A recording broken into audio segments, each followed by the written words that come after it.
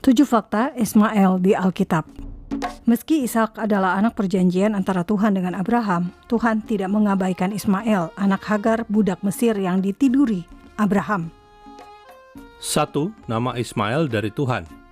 Kejadian 16 ayat 11 tertulis, selanjutnya kata malaikat Tuhan itu kepada Hagar, engkau mengandung dan akan melahirkan seorang anak laki-laki dan akan menamainya Ismail, sebab Tuhan telah mendengar tentang penindasan atasmu itu. Pesan ini disampaikan di mata air yang dikenal sebagai Lahai Roi, dari kata El Roi, nama pujian Hagar kepada Tuhan yang mendengar. 2. Ismail, si keledai liar. Kejadian 16 ayat 12 menulis karakter Ismail, seorang laki-laki yang lakunya seperti keledai liar. Demikianlah nanti anak itu, tangannya akan melawan tiap-tiap orang, dan tangan tiap-tiap orang akan melawan dia. Dan di tempat kediamannya ia akan menentang semua saudaranya. Inilah yang tertulis tentang karakter Ismail.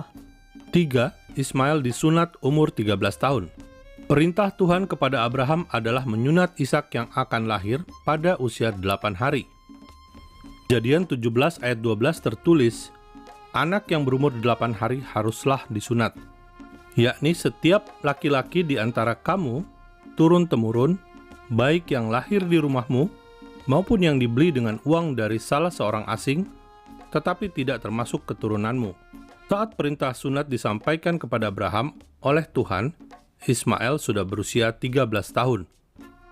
Tradisi sunat laki-laki Yahudi di usia 8 hari inilah yang dilakukan hingga hari ini, termasuk oleh Yesus sebagai orang Yahudi. Lukas 2 ayat 21 tertulis, dan ketika genap 8 hari dan ia harus disunatkan, ia diberi nama Yesus, yaitu nama yang disebut oleh malaikat sebelum ia dikandung ibunya. 4. Ismail diusir Abraham. Atas permintaan Sarah, Abraham mengusir Hagar dan Ismail. Alkitab menulis keduanya berjalan ke Beersheba dan menemukan sumur di sana. Dalam tradisi Islam, sumur yang ditemukan Hagar ini dikenal sebagai sumur air Zam-Zam yang masih ada hingga sekarang di Arab Saudi. 5. Ismail menjadi pemanah. Setelah diusir, Ismail menetap di Paran dan menikah dengan perempuan Mesir seperti ibunya. Alkitab menyebut Ismail menjadi pemanah. 6. Keturunan Ismail. Kepada Abraham, Tuhan berjanji akan memberkati keturunan Ismail. Kejadian 17 ayat 20 mencatat Ismail akan memperanakan 12 raja, dan Tuhan akan membuatnya menjadi bangsa yang besar.